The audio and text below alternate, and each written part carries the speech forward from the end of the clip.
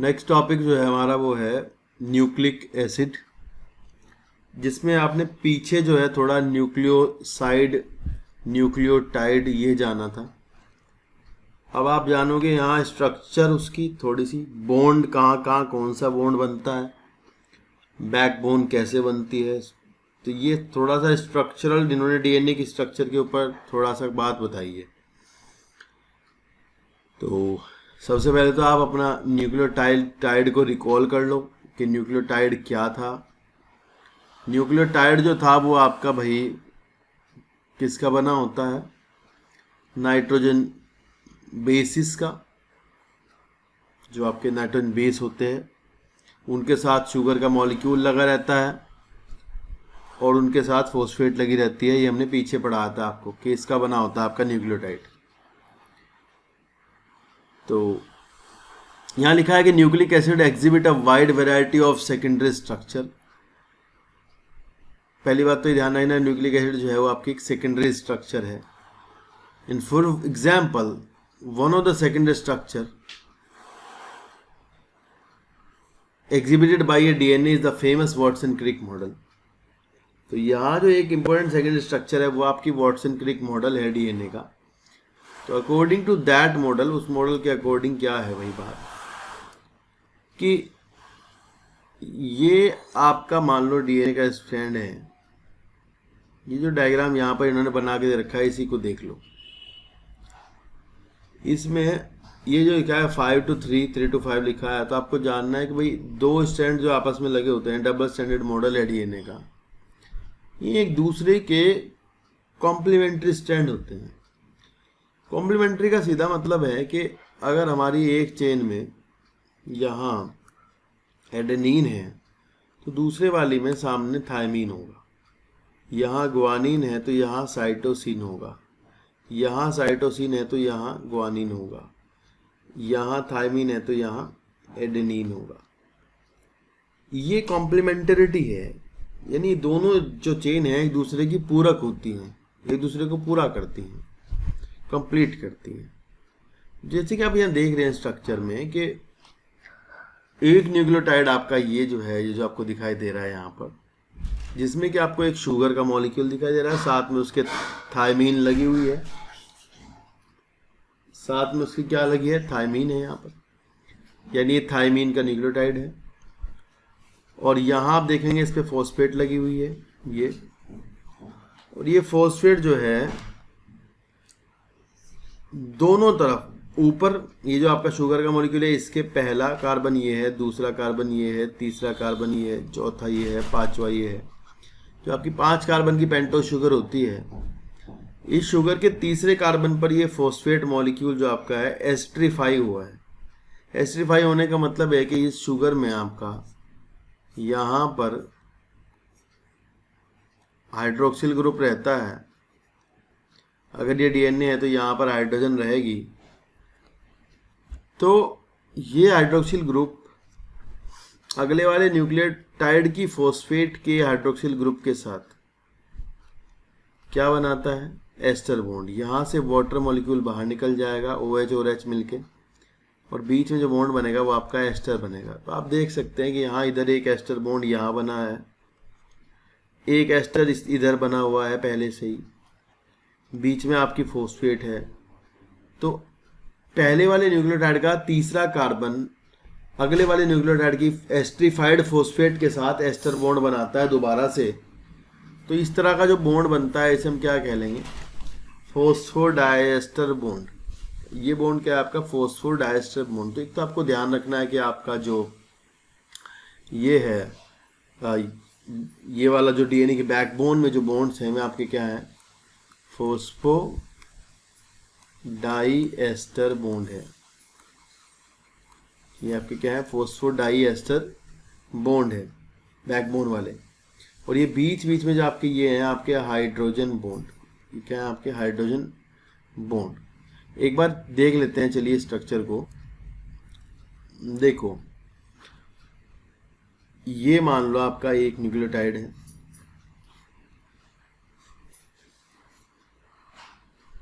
यहाँ पर आपका दूसरा न्यूक्लियोटाइड है, एक न्यूक्लियोटाइड में आपकी पेंटोज शुगर होती है, और यहाँ मान लो आपका लगा हुआ है एडेनिन, यहाँ आपका लगा हुआ है थायमीन। आपको पता है कि थायमीन और शुगर के बीच में जो बॉन्ड आपका होगा वो क्या होगा, ग्लाइकोसाइडिक बॉन्ड होगा। और यहाँ जो आपका ये डीएनए की अगर बात करें तो यहाँ हाइड्रोजन रहेगी, यहाँ आपका हाइड्रोक्सिल ग्रुप रहेगा, यहाँ आपका 5वां कार्बन रहता है जिसके पास फॉस्फेट जुड़ी हुई होगी आगे। यहाँ नीचे वाले का 5वां कार्बन होगा ये, इसके पास भी फॉस्फेट आपको पता है पहले से ही एस्ट्रीफाइड होती है, यानी फॉस्फेट जुड़ी रहती है यहाँ पर, ठीक है, इस तरह से, ठीक है ना बात। ये तो आपको न्यूक्लियोटाइड जब ये डीएनए की चेन में नहीं जुड़े होते उस टाइम पर आपके न्यूक्लियोटाइड जो होते हैं ये आपके 3-3 फॉस्फेट रखते हैं, लेकिन जब ये चेन में आते हैं तो ये अपनी 2 फॉस्फेट रिलीज कर देते हैं, जिससे कि इन्हें जुड़ने के लिए जो एनर्जी मिलती है वो उसी से मिलती है, बॉन्ड बनाने की एनर्जी। और ये अपनी 2 फॉस्फेट रिमूव कर देगा और यहाँ अपने 5वें कार्बन से जो फॉस्फेट के साथ हाइड्रोक्सिल ग्रुप है उसका बॉन्ड पहले वाले के 3रे कार्बन के साथ बना लेगा और वाटर का मॉलिक्यूल बाहर निकल जाएगा, और जिससे होगा ये कि आपका यहाँ पर एक बॉन्ड बनेगा जिसे हम कहेंगे एस्टर बॉन्ड। तो आपके 2 न्यूक्लियोटाइड के बीच में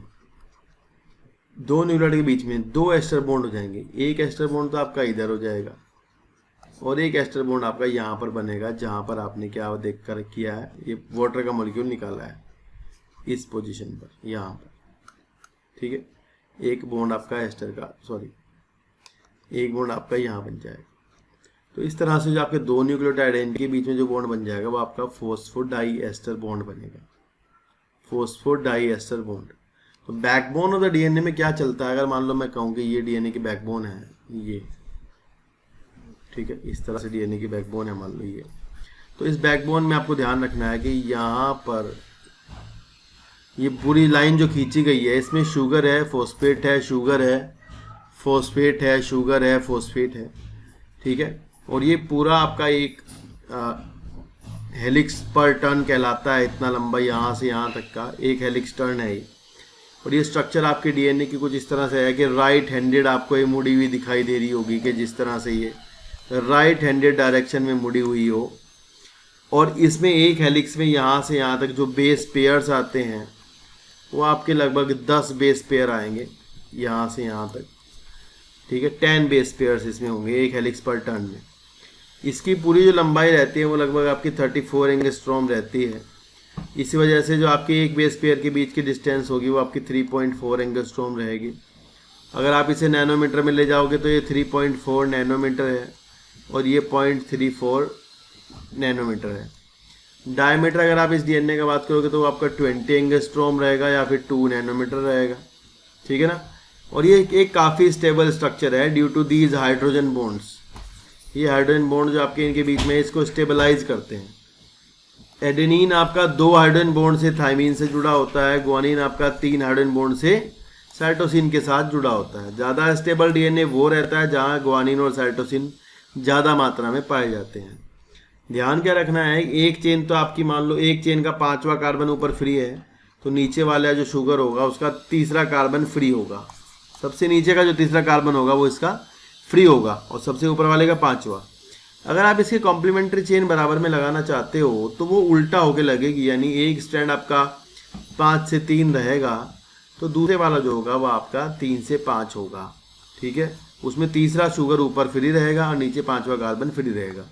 तो इसलिए हम कहते हैं कि both chain are anti parallel to each other but they are complementary, पर वो एक दूसरे के क्या होती हैं, कॉम्प्लीमेंट्री होती हैं, ठीक है ना। तो ऐसी सी स्ट्रक्चर डीएनए की इन्होंने यहाँ बताई है आपकी बुक में, उसको एक बार पढ़ लेते हैं, क्या क्या बताया गया है देख लेते हैं। चलो, ये हमने पढ़ा था कि भाई वॉटसन क्रिक मॉडल है। आपसे पूछेंगे कि वॉटसन क्रिक मॉडल कौन सा होता है, तब आपका आंसर होगा कि भाई यही होता है जो बताया गया। इसे बी मॉडल भी कहते हैं। This model says that DNA exist a double helix and there 2 strand और पॉलीन्यूक्लियोटाइड आर एंटी पैरेलल। दोनों कैसे होते हैं, एक दूसरे के एंटी पैरेलल होते हैं। That is run in the opposite direction. The backbone is formed by the sugar phosphate chain. Backbone आपकी बनी होती है शुगर की और फॉस्फेट शुगर चेन की बनी होगी। The nitrogen base are projected more or less perpendicular. ये नाइट्रोजन बेसिस जो होते हैं वो आपके अंदर की साइड रहते हैं 90 के एंगल पर ठीक है, मोर मतलब ज़्यादा पूरी तरह नहीं पर रहते हैं, to the backbone but face inside, और अंदर की तरफ फेस करते हैं।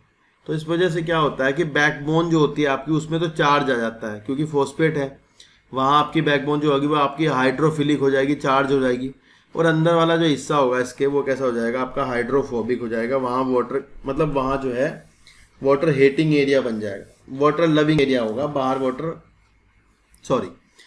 वाटर लविंग होगा, फिलिक का मतलब लव होता है और फोबिक का मतलब जो होता है हेट होता है, तो अंदर वाटर हीटिंग होगा, यानी अंदर कोई चार्ज नहीं होगा। ए and G or of one strand compulsory base pair with the T and C, ये हमें पता है कि भाई एक दूसरे स्टैंड का जो ए एंड जी होगा वो आपका दूसरे स्टैंड के साथ ए टी के साथ और जी सी के साथ बॉन्डिंग करता है।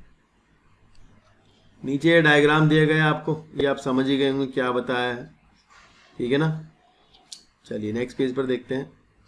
यहाँ लिखा है there are 2 hydrogen bond between A and T. तो आपको पता है कि जो आपका ए एंड टी है उसके बीच में आपको 2 हाइड्रोजन बॉन्ड मिलते हैं, सॉरी 2 मिलते हैं, ठीक है, यहाँ पर लिखा है, ये हमने अभी आपको बताया भी है।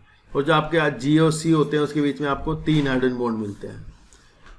Each strand appear like a helical staircase, each step ascent in represent by a pair of bases, ठीक है, पेयर ऑफ बेसिस एक बेसिस पर उठता है, ठीक है। और at each step ascent the strand turn 36 degree, हर एक लेवल पर 36 डिग्री का उसमें एंगल आता है। And 1 full turn off the helical stand would involve 10 step. तो हमने बताया भाई कि वहाँ 10 स्पेस पेयर होते हैं, 10 स्पेस पेयर आपके एक हेलिक पर टर्न में आते हैं, 10 base pairs. Attempt drawing a line diagram, the pitch of the would be 34 angstrom, मतलब इसकी जो डिस्टेंस बैठेगी वो कितनी होगी, लंबाई वो आपकी 34 एंगस्ट्रॉम होगी। नैनोमीटर में आपकी 3.4 नैनोमीटर। एंड द राइज पर base pair would be 3.4 angstrom. तो राइज जो होगा इसमें वो कितना होगा, हर एक बेस पेयर के बीच में जो होगा वो 3.4 एंगस्ट्रॉम का होगा, यानी 0.34 नैनोमीटर का। And this form of DNA with the above mention salient feature is called B DNA. आपसे बी डीएनए मॉडल पूछा जाएगा तब आपको यही बताना होता है बी डीएनए मॉडल में कि भाई ये जो आपको बनाया गया पीछे ये होता है, इसके डायमीटर 20 एंगस्ट्रॉम होता है और ये हेलिक्स पर टर्न में 10 बेस पेयर होते हैं, इतनी डिस्टेंस होती है, ये सब बताना होता है।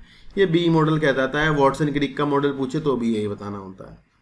लिखा in higher classes you will be told that there are more than a dozen form of DNA named after English alphabet with unique structural features. यानी कह रहे हैं कि भाई A DNA, B DNA, C DNA, Z DNA, ऐसे कई type के DNA होते हैं जो कि आप हायर क्लासेस में जाकर के पढ़ने वाले हो, यहाँ वो आपको नहीं पढ़ना है। नेक्स्ट हेडिंग हमारा है dynamic state of body constituent concept of metabolism. मतलब यहाँ जो है आपको मेटाबॉलिज्म क्या है ये समझाया जाएगा। कॉमन सी बात आप एक समझ लो, नॉर्मल जो समझने के लिए आपको दिमाग में रखना है आपने, कि मेटाबॉलिज्म का मतलब होता है, ये समझो कि आपकी जो सेल है उस सेल के साइटोप्लाज्म के अंदर जितनी भी रिएक्शंस चल रही हैं, जो भी रिएक्शंस उस सेल के साइटोप्लाज्म में हो रही है ना, वो सारी की सारी रिएक्शन जो है उस सेल का मेटाबॉलिज्म कॉन्स्टिट्यूट करती हैं। सारी रिएक्शन जो है मिल करके उस सेल के मेटाबॉलिज्म को कॉन्स्टिट्यूट करते हैं कि भाई सम ऑफ टोटल रिएक्शन जितनी भी हैं, कुछ बनने वाली होंगी, कुछ बिगड़ने वाली होंगी, जिनसे कुछ बनता है, ठीक है ना, जिनसे कुछ बिगड़ता है वो वाली, तो सारी कुछ मिला करके आप क्या बनाती हैं, मेटाबॉलिज्म, ठीक है। तो चलिए देखते हैं। लिखा है कि what we have learn till now that living organism be it simple bacterial cell, a protozoans, a plant और animal contain thousands of organic compounds. And these compounds are biomolecules and are present in certain concentration, expressed as mole cells, mole per liter, etc. One of the greatest discovery ever made was the observation that all these molecules have turnover. इसका मतलब ये है कि जो जितने भी molecules होते हैं सेल के अंदर, जो भी बायोमोलिक्यूल है, उनकी एक टर्नओवर नंबर होती है। टर्नओवर का मतलब होता है कि कितनी देर में कौन सा मॉलिक्यूल किस में कितना कन्वर्ट हो रहा है, ये उसकी टर्नओवर है, ठीक है ना। And this means that are constantly being change into some other biomolecule and also made from some other biomolecules. यानी कि कोई जो बायोमोलिक्यूल्स है वो आपके पीछे से जो पहले से मॉलिक्यूल्स हैं उनसे बनते हैं, पहले से जो प्रेजेंट है उनसे बनते हैं, ठीक है ना। और जो आपके आगे उनसे आगे जो बन रहे हैं वो ये उनकी टर्नओवर होती है। And this breaking and making is through the chemical reactions constantly occurring in living organism। ये कह रहे कि बनने वाली और टूटने वाली रिएक्शंस जो हैं लगातार सेल के साइटोप्लाज्म में चलती रहती हैं। Together all these chemical reaction are called metabolism. सबको इनको मिला करके कहा जाता है metabolism.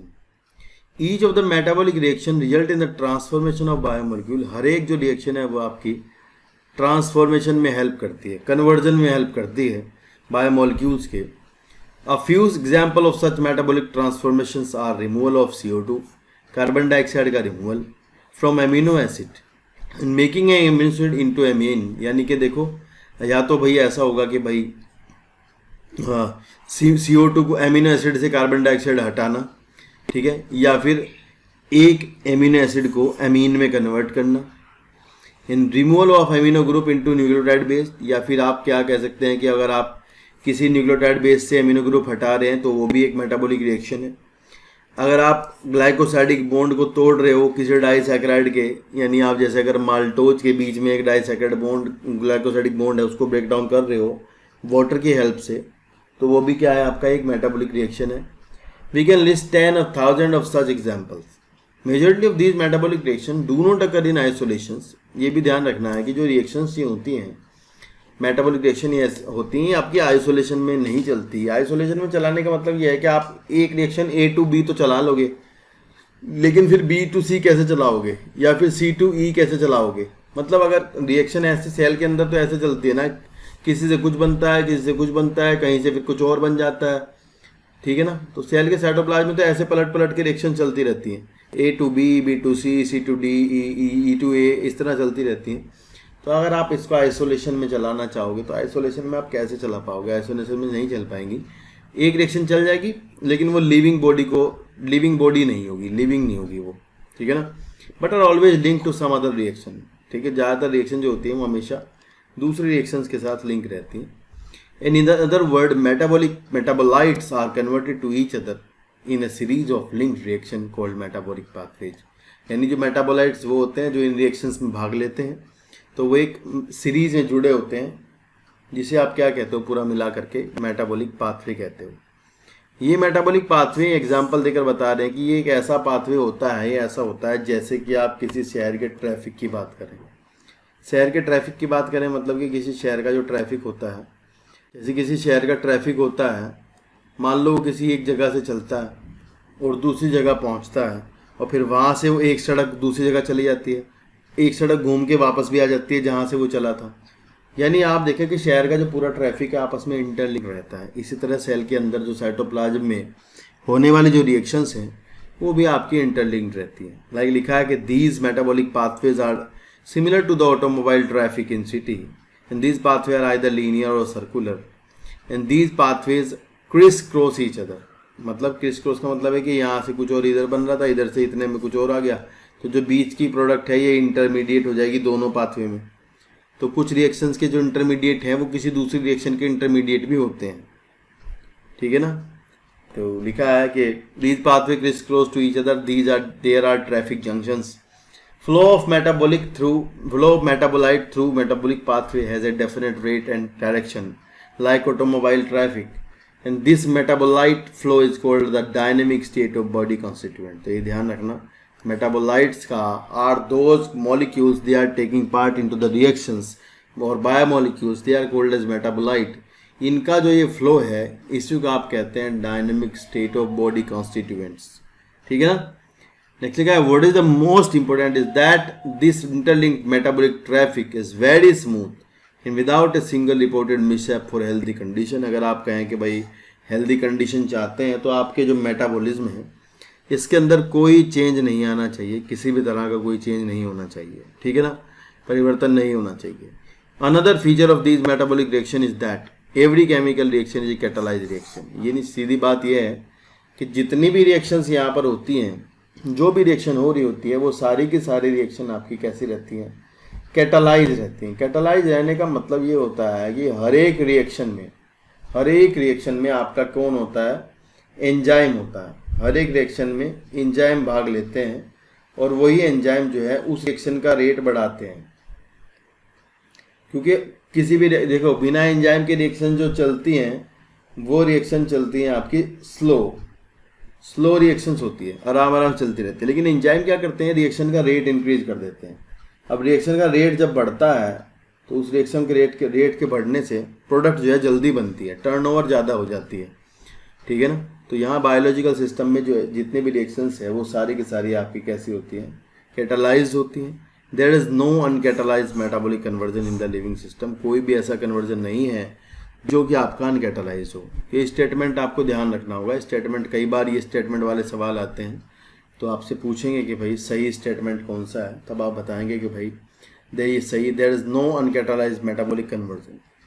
Even CO2 dissolving in water, पानी में कार्बन डाइऑक्साइड घुलना भी एक फिजिकल प्रोसेस है, ये catalyse reaction in living system. भाई नॉर्मल तो ये पानी में घुलना तो इसका वैसे ही है, नॉर्मल घुल जाती है जैसे, लेकिन ये फिजिकल प्रोसेस भी एक बायोलॉजिकली अगर आप देखोगे लिविंग सिस्टम में आप देखोगे तो वहाँ पर ये कैटालाइज है, यानी वहाँ पर इसमें एंजाइम भाग लेते हैं। The catalyst which hasten the rate of given metabolic conversion also proteins. तो अब ये बता रहे हैं कि वो कैटालिस्ट जो कि रिएक्शन के रेट को बढ़ा देते हैं, वो कैटालिस्ट जो कि आपकी रिएक्शन के रेट को इंक्रीज कर देते हैं, वो आपके क्या कहलाते हैं, प्रोटीन्स होते हैं और उनका नाम होता है एंजाइम्स। ठीक है, एंजाइम्स की बात करें तो सबसे पहले एंजाइम को जो है ईस्ट के अंदर देखा गया था। ठीक है, एक साइंटिस्ट ने ईस्ट में देखा तो उन्होंने कहा था इंजाइम। इंजाइम शब्द का मतलब है ईस्ट में। उन्होंने कहा भाई ईस्ट में कुछ ऐसा है जो रिएक्शन का रेट बढ़ा रहा है। बाद में ईस्ट के अंदर से जाइमेज नाम का एंजाइम आइसोलेट किया गया, नाम तो बाद में रखे गए, तो इसलिए जो है ये मतलब इसलिए इसका नाम जो होता है एंजाइम होता है। मतलब ईस्ट में कुछ ऐसा था जो कि रिएक्शंस के रेट को हेस्टेन कर देता था, बढ़ा देता था, तो वही आपका क्या था, एंजाइम था। बाद में उनकी केमिकल स्ट्रक्चर पता लगी तो वो केमिकल स्ट्रक्चर उनकी प्रोटीन थी, यानी एंजाइम्स जो है वो आपके प्रोटीनों के बने होते हैं। कुछ एक दो एंजाइमों को छोड़ दें तो। चलिए आगे देखते हैं। यहाँ लिखा है metabolic basis for living. Metabolic pathways can lead to a more complex structure from a simpler structure. Metabolic pathways can lead to a more simpler complex structure from a simpler structure. For example, acetic acid becomes cholesterol. ध्यान से ये यहाँ से सवाल पूछेंगे आपसे।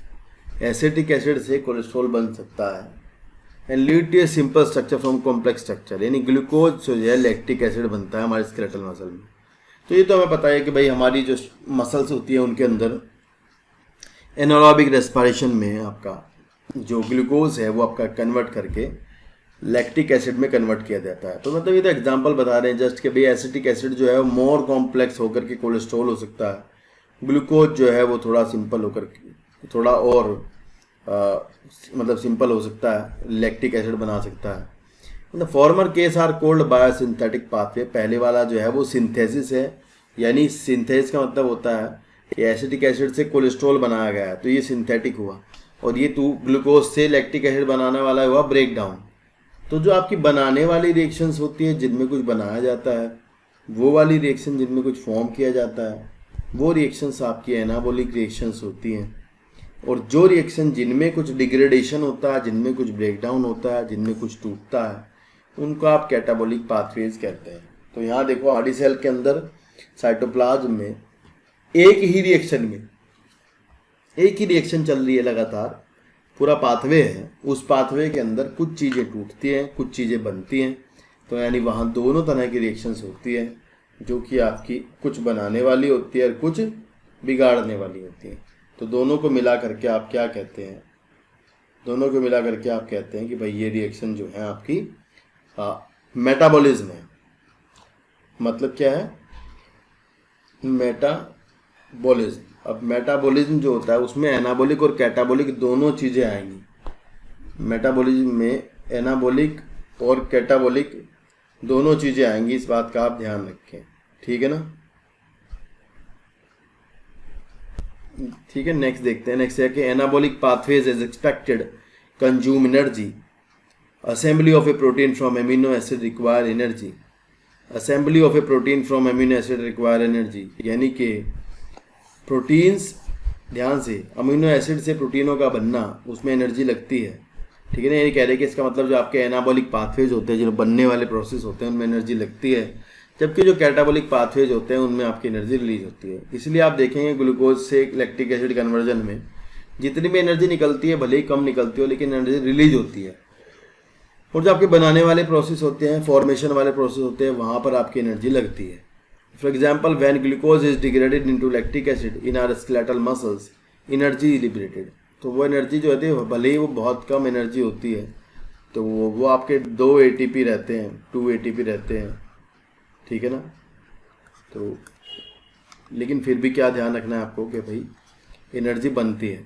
And this molecule metabolic pathway from glucose to lactic acid which occur in 10 metabolic step. तो ये थोड़ा ध्यान रखना, यहाँ इन्होंने लिखा है 10 metabolic step, glucose to lactic acid लिखा है, आप आगे कंफ्यूज ना होना। ग्लूकोज से पायरुविक एसिड के 9 स्टेप हैं, 9 स्टेप हैं, और ग्लूकोज से पायरुविक एसिड के बाद, पायरुविक एसिड के बाद जब लैक्टिक एसिड बनता है 1 स्टेप वो है। तो आप पूरे टोटल उन्होंने 10 स्टेप लिखे हैं, थोड़ा ध्यान से पढ़ना है इसको ना। वहाँ ग्लाइकोलाइसिस जब आप आगे जाके पढ़ोगे तो वहाँ आपको ग्लाइकोलाइसिस में मिलेंगे 9 स्टेप। तो ग्लाइकोलाइसिस में आपका ग्लूकोज टूट करके पायरुविक एसिड बनाता है, और पायरुविक एसिड फर्दर फिर लैक्टिक एसिड में आपका रिड्यूस हो जाता है। तो यहाँ ये 10वां स्टेप है। तो ये सवाल पूछा जा सकता है कि कितने स्टेप की रिएक्शन है, 10 स्टेप की रिएक्शन है। And living organisms have learned to trap this energy liberated during degradation and store in the form of chemical bond। यानी ये कह रहे हैं कि जो लिविंग बॉडीज होती है वो उसको ATP की फॉर्म में कन्वर्ट करके रख लेते हैं। बॉन्ड की फॉर्म में लिखा है ना, तो ADP से ATP बन जाता है।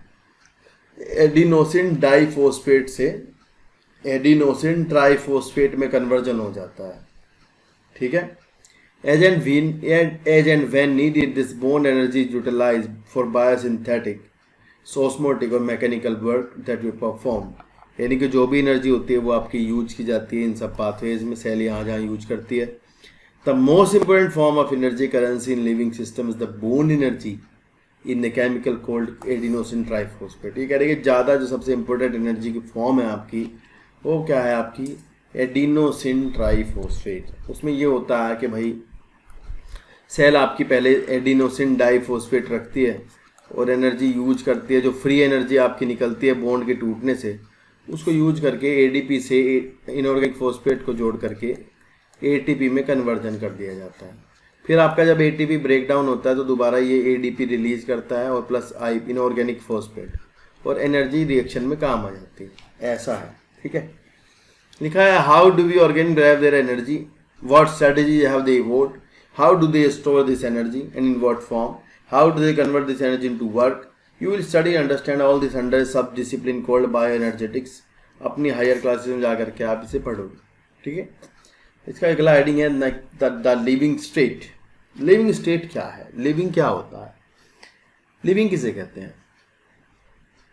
तो at this level you must understand that the tens and thousands of chemical compound in a living organism, otherwise called metabolites भी कहते हैं आप उन्हें, और biomolecules, are present at a concentration characteristic of each of them. तो सबकी जो है अपनी अपनी कंसंट्रेशन होती है, उस पर वो पाए जाते हैं।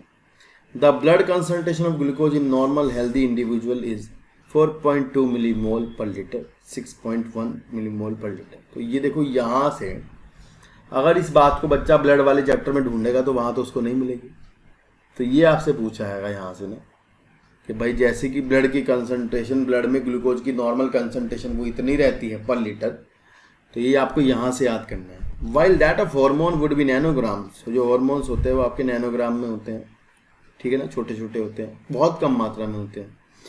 The most important fact of the biological system is that all living organism exist in steady state characterised by concentration of each of this biomolecule. तो सारे के सारे जो हैं अपनी स्टेडी स्टेट में रहते हैं, जिनकी एक सामान्य अवस्था होती है उसमें रहते हैं। एनी केमिकल और physical process move spontaneously to equilibrium. ये ध्यान रखना कि कोई भी केमिकल या फिजिकल प्रोसेस हो वो आपका स्पॉन्टेनियसली अपने आप ही इक्विलिब्रियम की तरफ मूव करता है। And the steady stage is not equilibrium state. Steady state जो होती है वो इक्विलिब्रियम स्टेट नहीं होती, मतलब जो नॉन इक्विलिब्रियम स्टेट होती है, ठीक है ना। जो स्टेडी स्टेट होती है किसी भी मॉलिक्यूल की वो नॉन इक्विलिब्रियम होती है, वो इक्विलिब्रियम नहीं होता। अगर मान लो कोई रिएक्शन जो है इक्विलिब्रियम पर चली जाती है, अगर कोई रिएक्शन जो है वो इक्विलिब्रियम पर पहुंच जाती है, तो इक्विलिब्रियम पर जा कर के वो रिएक्शन आगे नहीं बढ़ रही है, यानी किसी ए टू बी बन रहा है कुछ। अगर कोई चीज़ ए टू बी में कन्वर्जन हो रही है, तो ए टू बी में कन्वर्जन होने में क्या हो रहा है कि और उतना ही वापस जो है वो बी से ए भी बन रही है, तो फिर हमें तो हमारी तो बात जो की तो रही ना, कुछ फ़र्क ही नहीं पड़ा। ठीक है ना, समझ आई ये बात, क्योंकि हमारी तो बात मतलब ए टू बी बना, बी टू ए बन गया, उतना ही। लेकिन अगर हमें रिएक्शंस को फॉरवर्ड डायरेक्शन में आगे चलाना है, अगर हम किसी रिएक्शन को किसी फॉरवर्ड डायरेक्शन में आगे चलाना होता है, तो वहाँ हमें क्या चाहिए होता है कि एक फ्लो चाहिए होता है। मतलब एक फ्लो मतलब आगे आगे कंटिन्यू वो चलता रहे। ठीक है ना, कॉन्स्टेंट टाइम में, जैसे जैसे टाइम बदलता है तो उसमें चीज़ें कन्वर्ट होती रहें। ठीक है, ऐसा ना हो कि भाई सारी एनर्जी जो है एक मतलब एक्यूमुलेट हो जाए, एक ही जगह मास पूरा एक ही जगह एक्यूमुलेट हो जाए और एनर्जी जो है वहीं एक्यूमुलेट हो जाए। ठीक है ना, तो ये रहना चाहिए कि कांस्टेंट ट्रेन में फ्लो बना रहे। तो फ्लो बनाए रखने के लिए क्या चाहिए होता है, फ्लो बनाए रखने के लिए मुझे यहाँ एनर्जी चाहिए होती है, एनर्जी की रिक्वायरमेंट होती है, और वही एनर्जी जो है रिएक्शंस को आगे बढ़ाती है। ठीक है ना, मतलब अगर हम कहें कि कोई स्टडी स्टेट है, स्टडी स्टेट में क्या होगा, किसी रिएक्शन के अंदर टेम्परेचर वगैरह कुछ चेंज नहीं होगा। ठीक है ना, टेम्परेचर लेकिन कॉन्स्टेंटली वो चीज़ें आगे डायरेक्शन में बढ़ती रहेंगी। ठीक है ना, तो नेक्स्ट लिखा है कि यहाँ कि one should remember from physics that system of an equilibrium can not perform. Equilibrium पर कोई सिस्टम परफॉर्म नहीं करता है वर्क की तरह। As living organism work continuously they can not afford to reach the equilibrium. Hence the living state is non-equilibrium steady state to be perform work। मतलब steady state मतलब चीज़ें जो है वो रहें तो कांस्टेंट पर ही, लेकिन फ्लो बना रहे। ठीक है ना, कांस्टेंट टाइम पीरियड में उतना फ्लो उनका बना रहे, रुके ना। Living process a constant effort, क्या लिखा है, constant effort to prevent falling into equilibrium. Living process जो है वो एक ऐसा एफर्ट है जो रिएक्शंस को, जो मेटाबॉलिक पाथवेज को इक्विलिब्रियम में आने से बचाता है। इक्विलिब्रियम आएगा तो प्रॉब्लम ये होगी कि सब चीज़ें वहीं की वहीं रुक जाएंगी, कुछ भी आगे नहीं होगा। और अगर आप ऐसा चाहते हैं कि चीज़ें फ्लो करते रहें, तो वहाँ क्या होता है, एनर्जी का इनपुट चाहिए होता है। तो अगर एनर्जी होगी तभी आपकी जो रिएक्शंस होगी वो इक्विलिब्रियम में नहीं जाएंगी और पूरा पाथवे कंटिन्यू रन करता रहेगा। Metabolism provide a mechanism for the production of energy. और मेटाबॉलिज्म का काम होता है कि इससे एनर्जी प्रोड्यूस होती है। Hence the living state and metabolism are synonymous. तो दोनों चीज़ें एक ही बात है, अगर एनर्जी है तो लिविंग स्टेट है, और लिविंग स्टेट है तो एनर्जी है। Without metabolism there can not be living state. बिल्कुल सही बात है, बिल्कुल सही बात है। Without metabolism there can not be living state. ठीक है ना, तो लिविंग स्टेट नहीं हो सकती है। तो यहाँ तक का जो पार्ट था आपका ये डायनेमिक स्टेट वाला और ये मेटाबॉलिज्म और लिविंग वाला, इससे आपको समझ में आ गया होगा क्या मेटाबॉलिज्म है, क्या लिविंग स्टेट है। नेक्स्ट जो टॉपिक है वो नेक्स्ट है हमारा एंजाइम टॉपिक, जो कि काफ़ी बड़ा टॉपिक है, अंडरस्टैंडिंग वाला पार्ट है हमारा। तो आज के लिए इतना ही करते हैं, मिलते हैं अपनी नेक्स्ट वीडियो में, जो कि अब हमारी शुरू होगी एंजाइम से। तो पढ़ते रहिएगा एनसीईआरटी बार बार, ठीक है ना, it will help you a lot. Thank you so much.